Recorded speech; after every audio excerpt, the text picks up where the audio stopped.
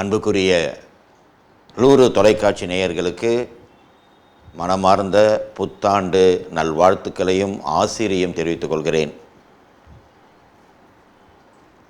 வருடத்தின் முதல் நாள், அது மட்டுமல்ல, இனி நாம் வாழப்போகின்ற வாழ்க்கையின் முதல் நாளும் கூட.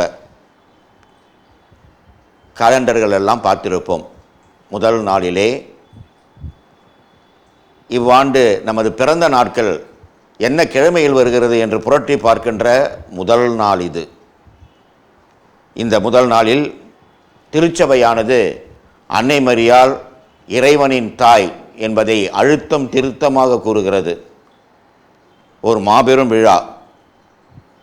உங்களுக்கு பிடித்தமான ஒரு மிஷினரியை பற்றி எழுதுங்கள் என்று இயேசு கிறிஸ்துவிடமே நாம் தேர்வு வைத்திருந்தால் அவர் அன்னை மரியாளை பற்றி தான் பேசுவார்.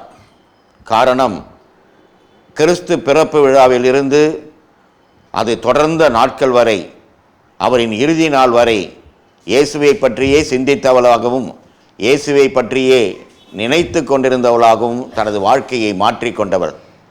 ஆம் என்ற சொல்லுக்கு பிறகு நடந்த நிகழ்வுகள் அத்தனைக்கும் அன்னை மரியாள் பொறுப்பேற்று கொண்டாள்.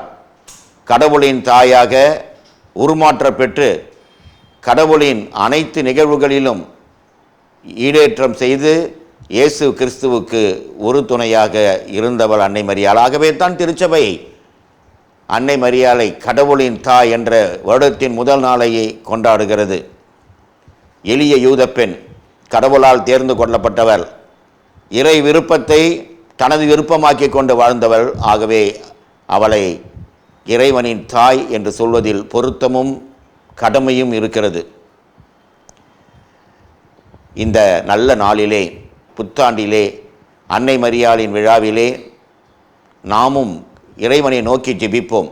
புது கவிஞன் சொன்னது போல, யுத்தமில்லாத பூமி ஒரு சத்தம் இல்லாமல் வேண்டும், மரணம் காணாத மனித இனம் இந்த மண்ணில் நிலை கொள்ளும் வரம் வேண்டும், பஞ்சம் பசி போக்க வேண்டும், பாலைவனம் போக்க வேண்டும் என்று தொடர்ந்து ஜெபிப்போம்.